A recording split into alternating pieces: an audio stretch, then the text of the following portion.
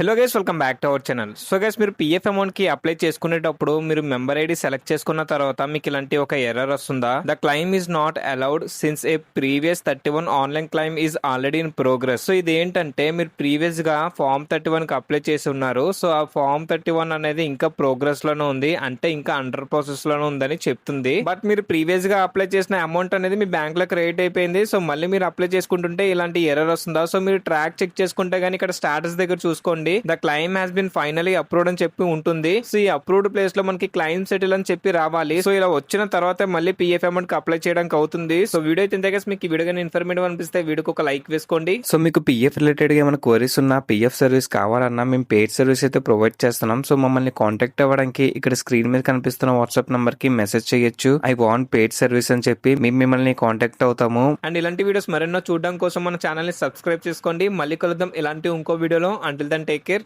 Bye.